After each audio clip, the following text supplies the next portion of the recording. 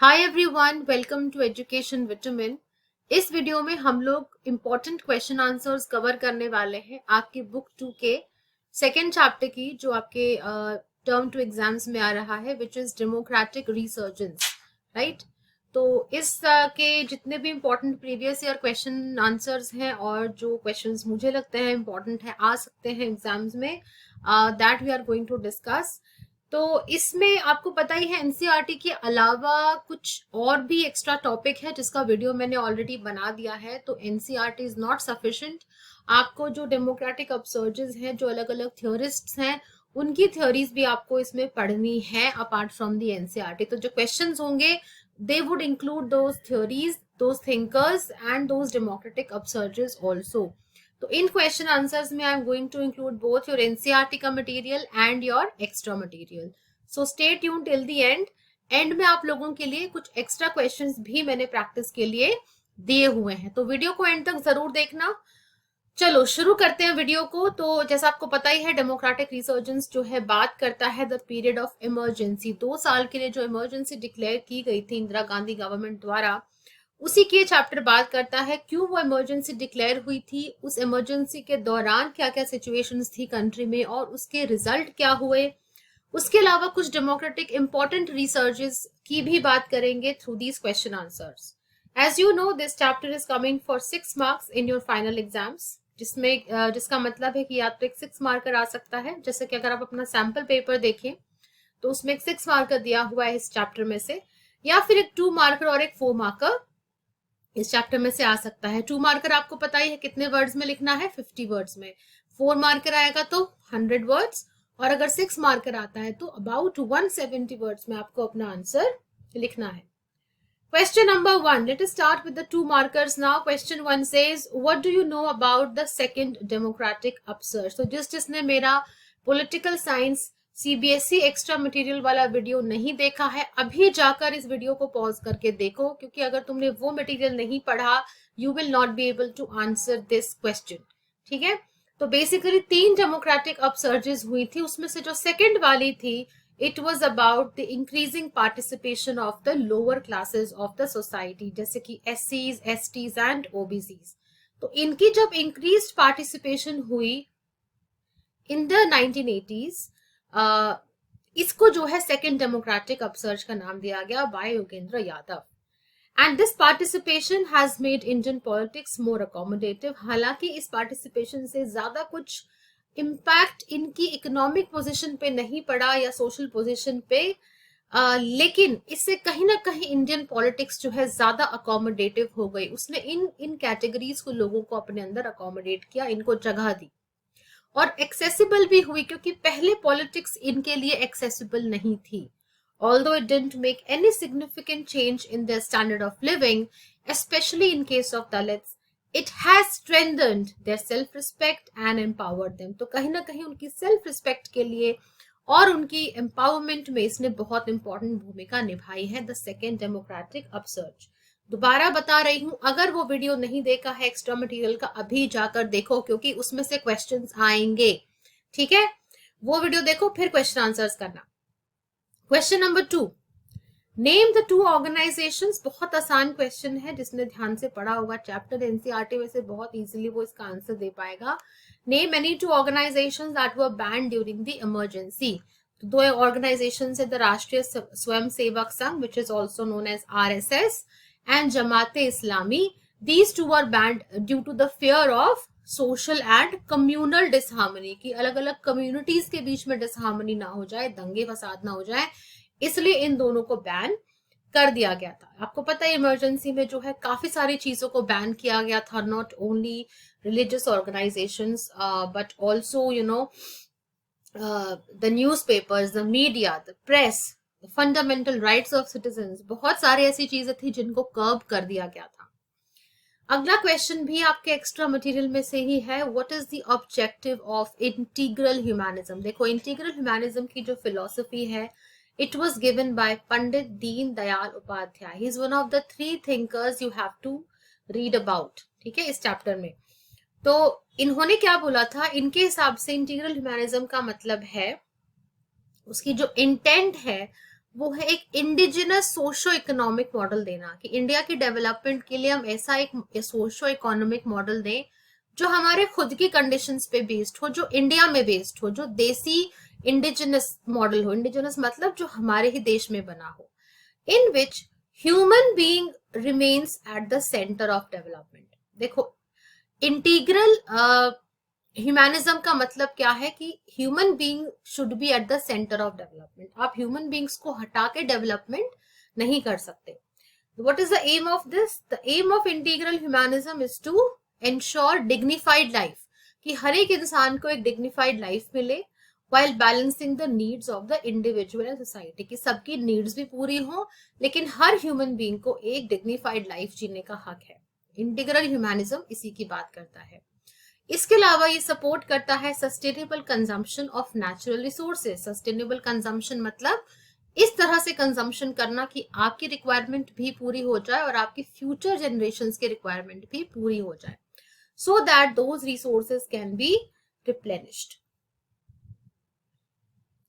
Question number 4 पे आ जाते हैं। Why Janata Party could not maintain its position, what happened to it. देखिए, जनता पार्टी जो है अपनी पोजीशन को मेंटेन इसलिए नहीं कर पाई, हालांकि उसने इलेक्शंस जीते, लेकिन बहुत सारी आइडियोलॉजीज जो है वहां पे टकरा गई जनता पार्टी के अंदर। It was made up of a lot of ideologies, it was made up of a lot of parties. जितने भी आपने पढ़ा है इससे पहले वाले चैप्टर में, जितनी भी एंटी कांग्रेस पार्टीज थी, उन सब ने मिलके जनता पार्टी को फॉर्म किया था। तो एक कोई सिंगल पार्टी नहीं थी, बहुत सारी पार्टीज थी। और जो बहुत सारी पार्टीज एक साथ आती हैं तो उनके जो आइडियोलॉजीज होते हैं उनमें डेफिनेटली क्लैश आता है। तो यही क्लैश आया जनता पार्टी के अंदर, और इन सब पार्टीज के एजेंडाज भी अलग थे, right. The only common thing that they shared was ओवरथ्रोइंग Indira Gandhi. बस यही एक कॉमनैलिटी थी इन सारी पार्टीज में कि इंदिरा गांधी को जो है ओवरथ्रो करना है, जो कि उन्होंने किया भी। But after that their differences began to show up, ठीक है। और इसी वजह से जो है 1980 में जो जनरल इलेक्शंस हुए उनमें जनता पार्टी की हार हुई and the Congress one with a good number of seats. So it was the internal differences among the Janata Party which led to its fall. Question number 5, what reasons led to the midterm elections in 1980? कि 1977 में ही तो elections हुए थे, फिर इतनी जल्दी जो है elections क्यों कराने पड़े? The reason that led to the midterm elections of 1980 were, number 1, Janata Party had a lot of differences. अभी हमने बात की, बहुत सारी ideologies का clash हो रहा था, ना ही कोई डायरेक्शन था उसके पास। It lacked direction, it lacked a proper leadership and it lacked a common programme. और ये तीनों ही चीजें कांग्रेस के पास बहुत अच्छे से थी। And therefore it could not make any fundamental difference to the policies. तो इसीलिए 18 महीने गवर्नमेंट बनाने के बाद, after 18 months of its formation, it split, ठीक है। तो जो मेन पार्टी है वही स्प्लिट हो गई, गवर्नमेंट कैसे रहेगी। अब जब जनता पार्टी नहीं रही, उसका स्प्लिट हो गया, तो चौधरी चरण सिंह को जो है कांग्रेस ने बोला कि आप गवर्नमेंट बनाइए, हम आपको सपोर्ट करेंगे।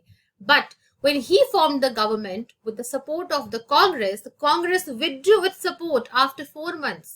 तो कांग्रेस ने जिन चौधरी चरण सिंह को ये प्रॉमिस करके पीएम बनाया कि आप गवर्नमेंट बनाइए, हम आपके साथ हैं, 4 महीने बाद ही कांग्रेस ने अपना सपोर्ट उनसे वापस ले लिया। Because of that the government fail again, and that is why fresh elections had to be conducted, in which again Janata Party suffered a defeat and Congress Party won 353 out of the 542 seats.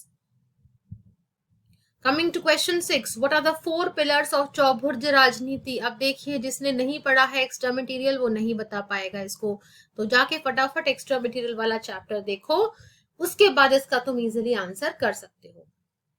जो तीसरे thinker है जिनके अब हम बात करेंगे वो है socialist leader doctor Ram Manohar Lohia ji, ठीक है।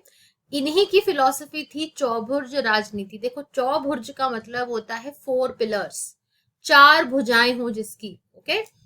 तो ये जो कॉन्सेप्ट था ये it was given by socialist leader Ram Manohar Lohia. This you will write and then after that you will explain कि ये 4 पिलर्स कौन कौन से थे। So according to him there were 4 pillars of politics and socialism, कि अगर पॉलिटिक्स को मजबूत बनाना है, अगर सोशलिज्म को मजबूत बनाना है, तो ये 4 पिलर्स हैं जिन पर ये दोनों चीजें जो है स्टैंड करती हैं। क्या क्या है? सेंटर, आपको कंट्री को इन 4 पार्ट्स में डिवाइड करना पड़ेगा, centre, region, district and then villages, और इन चारों को आपको इंटरलिंक करके एडमिनिस्ट्रेशन करना होगा, तभी जो है पॉलिटिक्स और सोशलिज्म सक्सेसफुल हो सकता है हमारी कंट्री में। तो सेंटर मतलब जो सेंटर पे गवर्नमेंट है, रीजन, डिस्ट्रिक्ट, रीजन जैसे कि अगर हम कंपेयर करें तो आज मॉडर्न टाइम में जो स्टेट्स जिनको हम कहते हैं, states are further divided into districts and then districts are divided into villages। तो इन्होंने बोला कि चारों को जो है these are the 4 pillars and इनके ऊपर ही सोशलिज्म एंड पॉलिटिक्स का ताना बाना बुना जाता है और इनको आपको इंटरलिंक करना पड़ेगा। Highlight, so the you see that extra material is extremely extremely important, आप उसको इग्नोर नहीं कर सकते वरना बहुत मार्क्स आपके कट जाएंगे, उसको जरूर पढ़ के जाना। Highlight any 2 constitutional issues between the parliament and the judiciary during the 1970s। देखो अब ये 2 मार्कर है, पार्लियामेंट के बीच में और जुडिशरी के बीच में क्या डिफरेंसेस थे 70s में, वो आपको बताना है। तो सबसे पहले तो फंडामेंटल राइट का जो इशू था and right to property, right. तो ये जो इशू था फंडामेंटल राइट्स का और राइट टू प्रॉपर्टी का, सुप्रीम कोर्ट ने अमेंडमेंट करने से मना कर दिया था। Supreme Court denied amendment of the constitution. लेकिन while on the fundamental right giving effect to directive principles, parliament amended the constitution। तो जब सुप्रीम कोर्ट ने मना कर दिया, पार्लियामेंट ने क्या किया, 42nd अमेंडमेंट लाके डायरेक्टिव प्रिंसिपल्स को ले आए, राइट, उनको इम्प्लीमेंट कर दिया और बाद में इसको सुप्रीम कोर्ट ने रिजेक्ट कर दिया। तो आपस में इनकी इसी टॉपिक पे जो है टसल चल रही थी। Court gave a decision that there are some basic features of the constitution, कि भाई कुछ चीजें ऐसी हैं कॉन्स्टिट्यूशन की जो बहुत ज्यादा सेंट्रल हैं, जो बहुत ज्यादा प्योर हैं, they are integral to the constitution, आप उनको अमेंड नहीं कर सकते।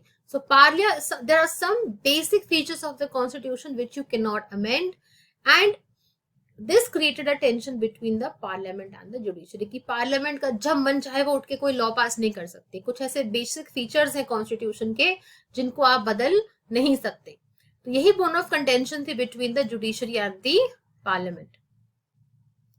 अब एक 4 मार्कर है, explain the reasons for the student movement of 1974 in Bihar and the role played by Jayaprakash Narayan in this movement. तो आपको पता ही है इमरजेंसी डिक्लेयर होने से पहले ये जो स्टूडेंट मूवमेंट थी ये शुरू हुई थी और इसमें एक बहुत बड़ा इंपॉर्टेंट रोल जयप्रकाश नारायण जी ने निभाया था। तो ये क्वेश्चन उसी के रीजंस की बात करता है कि क्या रीजंस थे कि वो स्टूडेंट मूवमेंट 1974 में शुरू हुई। तो देखते हैं इसका आंसर आप कैसे लिखेंगे। तो यहाँ सबसे पहले जो रीजन लिखेंगे आप स्टूडेंट्स मूवमेंट का, वो था the rising prices of food grains, cooking oil and other essential commodities. तो इन चीजों का प्राइस बहुत ज्यादा बढ़ गया था, बहुत ज्यादा जो है इन चीजों की ब्लैक मार्केटिंग और होर्डिंग शुरू हो गई थी और इस वजह से बहुत ज्यादा करप्शन जो है वो फैल चुका था। So this was one of the primary reasons that led to the students movement. इसके अलावा जो है एक फ्रेश डिमांड भी थी इलेक्शंस के लिए टू द स्टेट लेजिस्लेचर, क्योंकि बोला गया था कि इंदिरा गांधी का जो इलेक्शन है वो फेयर नहीं था, तो दोबारा इलेक्शंस जो है वो कराने चाहिए। मोरारजी देसाई जी जो कि बहुत ही प्रोमिनेंट लीडर थे कांग्रेस ओ के, आपको पता ही है कांग्रेस 2 पार्ट्स में स्प्लिट हो गई थी, Congress O and Congress R. तो कांग्रेस ओ जो थी जो कि सिंडिकेट का पार्ट थी, इसके बहुत ही प्रोमिनेंट लीडर थे मिस्टर मोरारजी देसाई और ये मेन राइवल थे इंदिरा गांधी के। तो इन्होंने अनाउंस किया that he would go on an indefinite fast अगर फ्रेश इलेक्शंस नहीं होते हैं तो। अब इसके बाद जयप्रकाश नारायण जी का रोल देख लेते हैं, उन्होंने क्या रोल प्ले किया। तो सबसे पहले तो ही demanded the dismissal of the Congress government, की कांग्रेस गवर्नमेंट को डिसमिस कर देना चाहिए इन बिहार और जो है total revolution, this is a very very important concept जिसपे क्वेश्चन आने के बहुत चांसेस हैं। What was a total revolution, तो इन्होंने जो है कॉल दी थी टोटल अगेन ये आपके एक्स्ट्रा मटेरियल में आपको मिल जाएगा, वो वीडियो जाके फिलहाल तुरंत जरूर देखो, ठीक है। तो टोटल रेवोल्यूशन का जो इन्होंने कॉल दिया था सोशल, इकोनॉमिक और पॉलिटिकल स्फीयर्स में, कि अब टोटल रेवोल्यूशन की जो है जरूरत है हमें और कांग्रेस गवर्नमेंट को जो है पूरी तरीके से हमें डिसमिस कर देना चाहिए बिहार स्टेट में।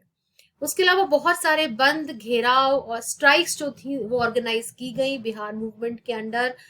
जो थी ये मूवमेंट जो थी, it was beginning to influence the national politics also. तो जगह जगह प्रोटेस्ट्स, बंद, ये सब होने शुरू हो गए थे। Jayaprakash Narayan wanted to spread the Bihar movement to other parts of the country also, कि ये मूवमेंट जो है बाकी पूरे देश में फैलनी चाहिए, सिर्फ बिहार में इसे कन्फाइंड नहीं रहना चाहिए। 1975, JP, as he was famously known as, JP led a people's march to the parliament, and this was one of the largest political rallies ever held in the capital. तो ये रोल था mister Jayaprakash Narayan ji का। अगले 4 marker की बात करें तो what reasons were given by the government for declaring a national emergency. ऐसे क्या रीजंस दिए गवर्नमेंट ने कि भाई हमें इमरजेंसी डिक्लेयर करनी पड़ेगी 1975 में। तो देख लेते हैं क्या क्या रीजंस दिए गए थे। द मैसिव फ्रीक्वेंट प्रोटेस्ट, जैसा कि अभी हमने देखा बिहार में जो प्रोटेस्ट चल रही थी, बाकी कंट्री में भी चल रही थी। Agitations and disruptions led by the opposition parties under the leadership of JP. तो ये जो बार बार प्रोटेस्ट्स हो रही थी, which were headed by Jayaprakash Narayan, and the tussle between the Indian government and the judiciary, जो इन दोनों के बीच में आपस में लड़ाई चल रही थी, ये भी हम ऑलरेडी बात कर चुके हैं। इन दोनों रीजंस ने जो है गवर्नमेंट को प्रॉम्प्ट किया to declare a state of emergency on 25 June 1975। तो एजिटेशंस प्लस जो आपस में टसल चल रही थी गवर्नमेंट और जुडिशरी की। इसके अलावा गवर्नमेंट ने कैसे जस्टिफाई किया इमरजेंसी को। सबसे पहले द गवर्नमेंट सेड कि there was a threat to internal there was a threat to internal disturbances, internal security, अगर हम कहें तो, कि हमारे कंट्री की जो इंटरनल सिक्योरिटी है वो खतरे में है, which caused serious crisis which made declaration of emergency necessary, कि भाई हमारी सिक्योरिटी जो है इंटरनल वो खतरे में है, बहुत ज्यादा डिस्टर्बेंसेस आ गई हैं कंट्री में, तो हमें इमरजेंसी को डिक्लेयर करना ही पड़ेगा, वरना देश नहीं चल पाएगा। इसके अलावा इन्होंने बोला कि in democracy opposition parties must allow the ruling party to govern according to the policies, कि भाई अब इलेक्शन हो गया है, हम जीत गए इलेक्शन, तो हमें अपने हिसाब से गवर्नमेंट चलाने दो। तुम क्यों हर रोज जो है धरने पे बैठ जाते हो, इतनी प्रोटेस्ट क्यों कर रहे हो। So let us allow to govern according to our policies. आप क्यों बार बार हमारी गवर्नेंस में टांग अड़ा रहे हैं। तो फ्रीक्वेंट एजिटेशंस जो है ये डीरेल करती हैं गवर्नमेंट को एज वेल एज डेमोक्रेसी को। तो इनका ये कहना था गवर्नमेंट का। इसके अलावा extra parliamentary policies targeting government leads to instability, कि अगर आप बार बार जो है इस तरह की पॉलिटिक्स करेंगे तो इससे गवर्नमेंट इनस्टेबल होगी और फोकस जो है एडमिनिस्ट्रेशन से हटके मेंटेनेंस पे चला जाए, कि हम लोग देश को आगे नहीं बढ़ा पाएंगे, जो सिचुएशन है हम उसको उसी को संभालते रह जाएंगे। So they said that it leads to instability and divert the focus of administration and law from development to maintenance, कि हमारा फोकस आप जो है खराब कर रहे हैं, कंट्री में आप तरक्की उन्नति नहीं लाने दे रहे हैं। तो ये इन्होंने जस्टिफिकेशन दी इमरजेंसी को डिक्लेयर करने की। Question number 10, which also happens to be a 4 marker, says analyze the lessons learned from the emergency, कि emergency लगाने के बाद हमने उससे क्या सीखा as a nation। तो सबसे पहला लेसन जो हमारे देश ने सीखा वो ये था कि though many observers thought that India cease to be democratic, कि भाई इमरजेंसी लग गई, अब तो डेमोक्रेसी रही नहीं इंडिया में, but they were proven wrong. ठीक है, इंडिया में से आप डेमोक्रेसी को नहीं निकाल सकते, ये इमरजेंसी ने प्रूव कर दिया था। Within a short span of time, कुछ ही समय में जो है normal functioning resumed, and it can be concluded that it is extremely difficult to do away with democracy in India। तो जिस देश ने आजाद होते ही जो है पहले जनरल इलेक्शंस में सबको राइट टू वोट दिया, जहां 85% हमारे वोटर्स इलिटरेट थे, ऐसे देश में से डेमोक्रेसी को आप कैसे निकालोगे। तो सबसे बड़ा जो लेसन था पूरी दुनिया को जो मिला वो यही था कि इंडिया में से डेमोक्रेसी को हटा पाना बहुत मुश्किल है, चाहे इमरजेंसी ही क्यों ना डिक्लेयर हो जाए। सेकेंड जो लेसन हमने सीखा वो ये था कि it highlighted some ambiguities. Ambiguity मतलब कुछ डाउट्स जो थे, राइट, कोई क्लैरिटी जहां पे ना हो, उसे हम एम्बिग्विटी कहते हैं।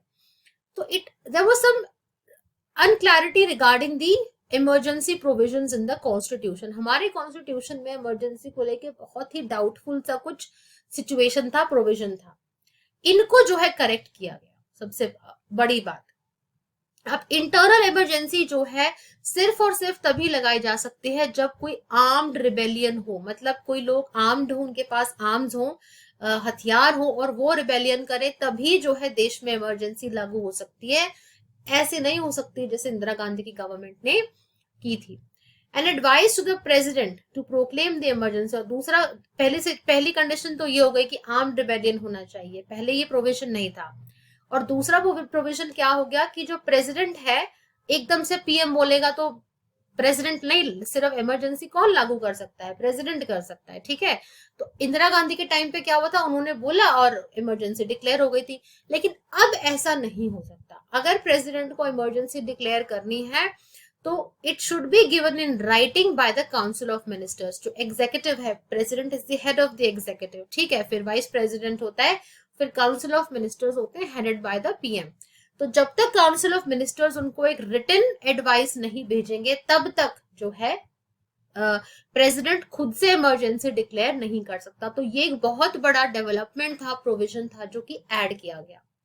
तीसरा जो लेसन सीखा वो ये था कि emergency made everyone realise the value of civil liberty. जिन फंडामेंटल राइट्स को हम इतने हल्के में लेते हैं कि ठीक है फ्रीडम ही तो है, आपको पता है कि इमरजेंसी के टाइम पे सारे फंडामेंटल राइट्स जो हैं सस्पेंड कर दिए गए थे।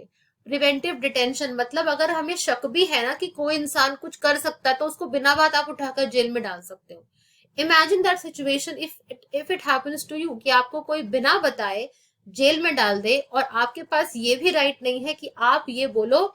हैबियस कॉर्पस की रिट को भी जो है सस्पेंड कर दिया गया था, तो आपके पास ये भी राइट नहीं है कि आप कोर्ट में जाके खुद को पेश कर पाओ, तो आप इंडेफिनिट टाइम तक जेल में पड़े रहोगे। सो this was the kind of atrocity that was meted out to people। तो इस इमरजेंसी ने लोगों को वैल्यू सिखा दी कि सिविल लिबर्टी की वैल्यू कितनी होती है, जो आप फ्रीडम एंजॉय करते हो एज अ सिटीजन, वो कितना इंपॉर्टेंट होता है। The court too has become active after the emergency in to protect the civil liberty. तो इसके बाद कोर्ट का भी जो है बहुत एक्टिव रोल आ गया है। अगर किसी की भी लिबर्टी में, किसी के फ्रीडम में कोई अगर कोई खतरा होता है तो उस चीज में कोर्ट बहुत ज्यादा अब एक्टिव हो गया है। तो ये बहुत ही 3 इंपॉर्टेंट लेसन इमरजेंसी हमें सिखा गई। अगला 4 मार्कर कहता है how did the Janata party make the 1970। अभी क्वेश्चन थोड़ा समझने वाला है, इसको ध्यान से करेंगे, ठीक है। How did the Janata party make the 1977 elections into a referendum. देखो पहले तो रेफरेंडम का मतलब समझ लो। रेफरेंडम जैसे स्विट्जरलैंड जैसी कंट्रीज होती है, वहां पे इलेक्शंस नहीं होते। मान लो कोई भी लॉ उनको बनाना है तो वो एक इशू लेके उस पर वोटिंग कराते हैं डायरेक्टली सिटीजन से। तो मेजोरिटी वोट्स जिस चीज के फेवर में होती है वो लॉ लागू कर दिया जाता है, उसको हम कहते हैं रेफरेंडम। तो उसको यहाँ पे वर्ड को क्यों यूज किया गया, हमारे यहाँ तो डेमोक्रेसी है। तो क्वेश्चन ये है कि जनता पार्टी ने 1977 के इलेक्शंस को एक रेफरेंडम क्यों कहा ऑन द इमरजेंसी, कि भाई इमरजेंसी पे एक रेफरेंडम आया लोगों का। 1977 के जो इलेक्शंस थे, आपको पता ही है 1977 में जैसे इमरजेंसी खत्म हुई फ्रेश इलेक्शंस हुए थे। तो जनता पार्टी ने इन इलेक्शंस को एक रेफरेंडम का नाम दिया कि ये जो है लोगों का रेफरेंडम है। जो आपने इमरजेंसी 2 साल लागू की, जो आपने अत्याचार किए लोगों पे, अब लोग आपसे बदला लेंगे, अब लोग आपके खिलाफ जो है वोट करेंगे। तो उन्होंने कैसे इस इलेक्शन को जो है एक रेफरेंडम बनाया था अगेंस्ट द इमरजेंसी, ये आपको एक्सप्लेन करना है। तो कोई कोई क्वेश्चन ऐसा आ सकता है जो थोड़ा सा आपको जिसमें टाइम लगे समझने में, तो पढ़े बिना समझे बिना कोई क्वेश्चन अटेम्प्ट करके मत आना। पता चला कॉजेस पूछे इमरजेंसी के, तुम रीजंस वो लिखा है, इफेक्ट लिखा है। तो इमरजेंसी में 4-5 टॉपिक है जो तुम्हें बहुत क्लियरली आने चाहिए, ठीक है। तो अब देखते हैं कि इन्होंने कैसे उसको ऐसा रेफरेंडम डिक्लेयर किया। जनता पार्टी कैंपेन, इनका जो कैंपेन था आफ्टर जो 1977 के इलेक्शंस के लिए, it focused on the non democratic character of the rule. उन्होंने बोला कि देखो कांग्रेस कितनी अनडेमोक्रेटिक है, कैसे इन्होंने अपनी मनमानी करके इमरजेंसी डिक्लेयर कर दिया और तुम्हारे फंडामेंटल राइट्स को भी छीन लिया, कितना नॉन डेमोक्रेटिक रूल है इस पार्टी का। And on the various axes मतलब जो जातियां लोगों पे हुई थी, उन्होंने उसी को अपना जो है इलेक्शन कैंपेन बनाया। In the backdrop of अरेस्ट्स of thousands of persons and the censorship of the press, तो ना केवल हजारों लोगों को प्रिवेंटिव डिटेंशन के नाम पे जेलों में भर दिया गया, खासकर जो अपोजिशन पार्टी के लीडर्स थे, बल्कि प्रेस के ऊपर भी सेंसरशिप लगी। सेंसरशिप का मतलब कि बिना गवर्नमेंट की परमिशन के न्यूज़पेपर्स कोई आर्टिकल्स भी नहीं छाप सकते थे। तो इसके रिवेलियन में कुछ न्यूज़पेपर्स ने अपने एडिटोरियल को ब्लैंक छोड़ना भी शुरू किया। It was a sign of resistance against this decision. बहुत सारे न्यूज़पेपर्स की इलेक्ट्रिसिटी जो है वो काट दी गई। तो बहुत ज्यादा प्रेस के ऊपर सेंसरशिप लगाया गया, बहुत ज्यादा उन पे कंट्रोल लगाया गया।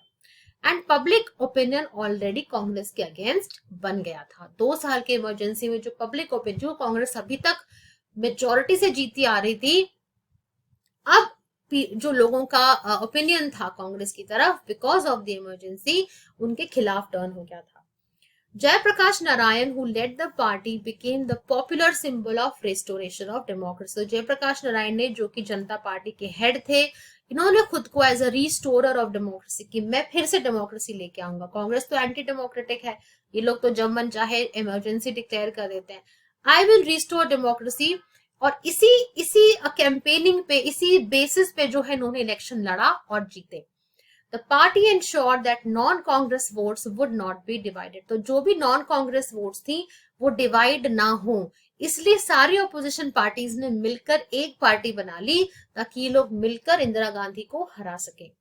सो इसीलिए जो 1977 के इलेक्शन थे, they were referred to as a referendum of people against the emergency. Coming to the last 4 marker, explain the findings of the Shah Commission constituted after the end of emergency. तो emergency के and के बाद जो Shah commission बनाया गया था, उसने क्या क्या मेजर फाइंडिंग्स की वो आपको इसमें बताना है।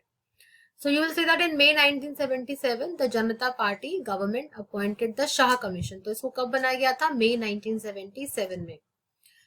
इसको बनाया किसने था? जनता पार्टी गवर्नमेंट ने इसको अपॉइंट किया था। और किस लिए बनाया था? It was headed by retired chief justice of the Supreme Court, justice J S. Shah.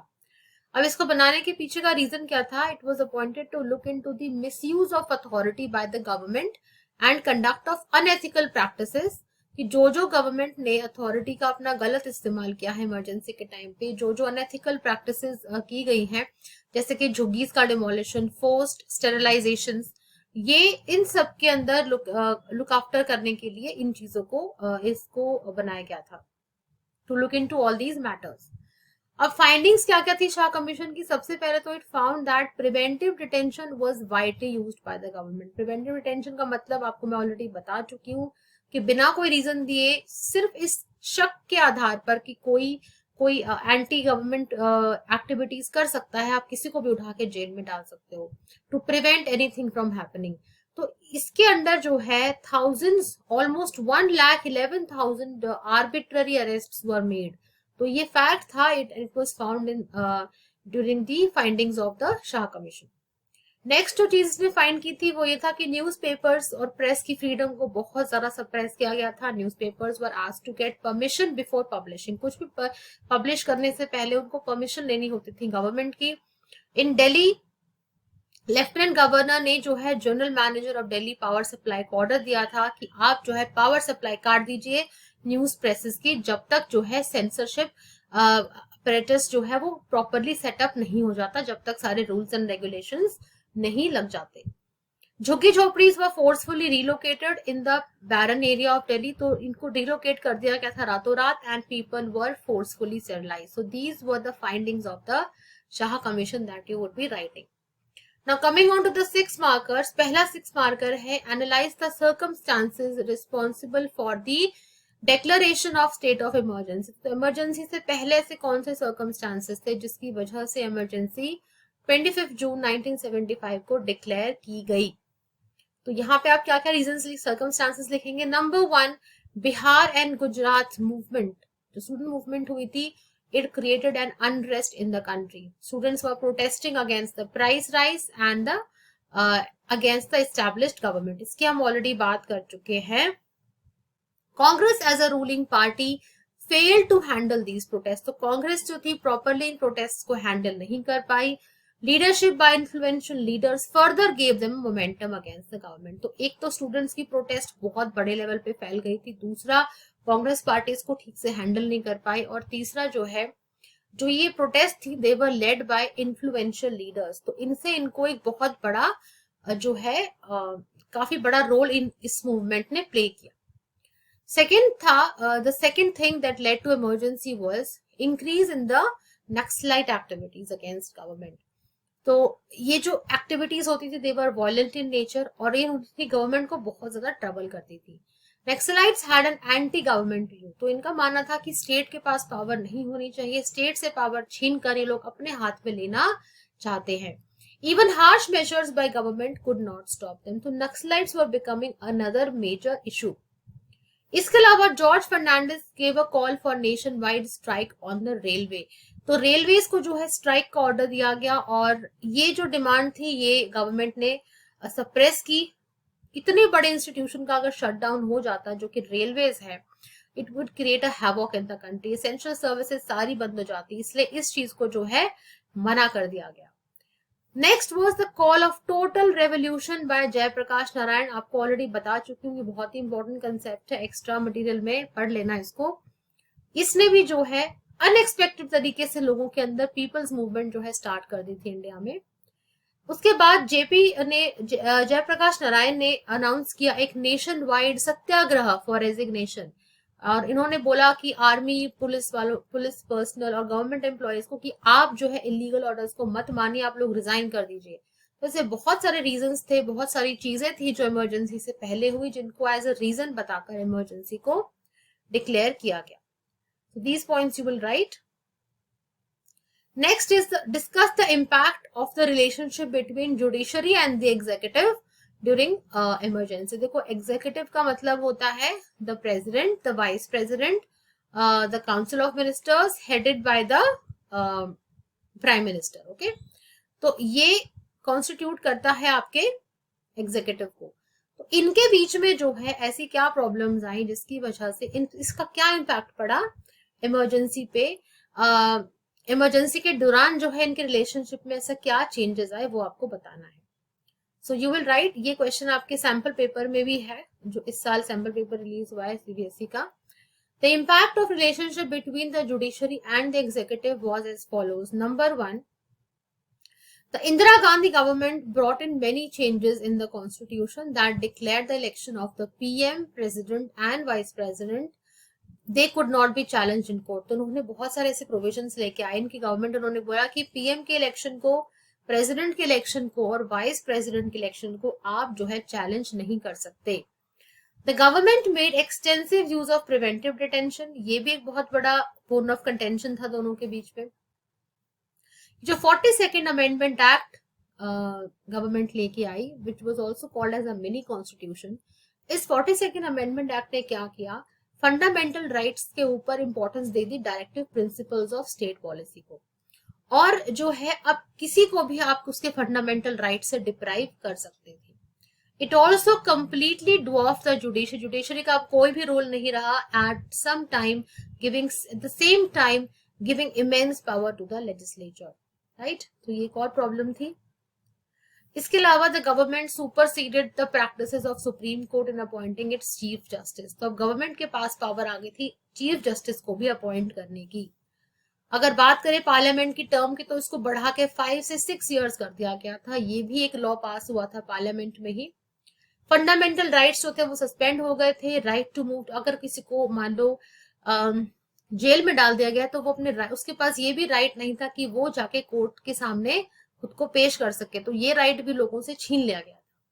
And again as you know, media के पास कोई फ्रीडम नहीं था, ऑपोजिशन जो पूरी की पूरी ऑपोजिशन थी वो जेल में थी, there was no media freedom, opposition was in jail. So these were some of the very important questions that I wanted to discuss. इसके अलावा मेरे पास और भी कुछ इंपॉर्टेंट क्वेश्चंस हैं जो कि तुम लोग प्रैक्टिस कर सकते हो। तो पहला क्वेश्चन है, explain the 3 democratic upsurges that emerged in post independent India. तो कौन कौन सी 3 डेमोक्रेटिक अपसर्जेस की आप बात करोगे? सबसे देवर 3, right? The first, the second and the third democratic upsurge. तो फर्स्ट वाली जो थी वो 1950 से 1960s के बीच में थी, और यहाँ पे जो इंडियन अडल्ट वोटर्स की जो पार्टिसिपेशन थी डेमोक्रेटिक पॉलिटिक्स में वो बहुत ज्यादा बढ़ गई थी, राइट? तो तो ये वो पहली, उसके बाद में आप लिखेंगे सेकेंड जो थी अपसर्ज, वो थी ड्यूरिंग द 1980s, जिसमें कि जिसकी बात मैं ऑलरेडी अपने क्वेश्चन आंसर्स में कर चुकी हूँ, जो कि था इंक्रीज पार्टिसिपेशन ऑफ एससीज एसटीज।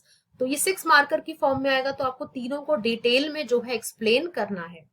और जो थर्ड वाली थी वो थी लिबरलाइजेशन, प्राइवेटाइजेशन एंड ग्लोबलाइजेशन वाला पॉइंट। तो ये थर्ड डेमोक्रेटिक अपसर्ज थी। इन तीनों के बारे में आप डिटेल में एक एक करके लिखेंगे। Again you can refer to my video for the extra material. Next question है describe any 3 major political developments that took place in India. Emergency को लिफ्ट करने के बाद कौन कौन सी 3 मेजर पॉलिटिकल डेवलपमेंट्स हमारे कंट्री में हुई। तो सबसे पहले जिस डेवलपमेंट की आप बात लिखेंगे वो आप लिखेंगे जनता पार्टी के बारे में, राइट। इसके अलावा 1977 के इलेक्शंस का जो रिजल्ट था उसके बारे में आप लिखेंगे। और जो थर्ड पॉइंट डिटेल में आप लिखेंगे वो होगा split between the Janata government and Janata party. ये जो स्प्लिट थी इसके बारे में आप लिखेंगे। तो ये 3 points majorly you will describe in detail. Last but not the least, why is emergency considered to be one of the most controversial episodes in the Indian politics? तो इसमें तो बहुत सारे पॉइंट्स हैं कि क्यों से कंट्रोवर्शियल कहा जाता है। शाह कमीशन की रिपोर्ट आप यहाँ पे मेंशन कर सकते हैं, क्या क्या उनकी फाइंडिंग्स थी, ठीक है। उसके अलावा डेमोक्रेसी कैसे सस्पेंडेड थी इमरजेंसी के टाइम पे, फ्रीडम ऑफ एक्सप्रेशन जो था वो ले लिया गया था लोगों का, fundamental rights were taken away. इसके बाद अलावा freedom of press was taken away. सारे पॉइंट्स की आप बात करेंगे कि क्यों ये कंट्रोवर्शियल ये एपिसोड था। मेन जो पॉइंट आएगा वो इसमें शाह कमीशन की डिफरेंट फाइंडिंग्स आएंगी guys. So with this, I finished this video also. I hope you benefited immensely from it. आप लोगों को एटलीस्ट एक डायरेक्शन मिल गई होगी कि किन किन इंपॉर्टेंट क्वेश्चंस को आपने प्रिपेयर करना है, और ना सिर्फ एनसीईआरटी को बल्कि जो एक्स्ट्रा मटेरियल है उसको भी बहुत अच्छे से प्रिपेयर करना है। So this is Gitanjali signing off for this time. I will see you in my next video guys. Bye.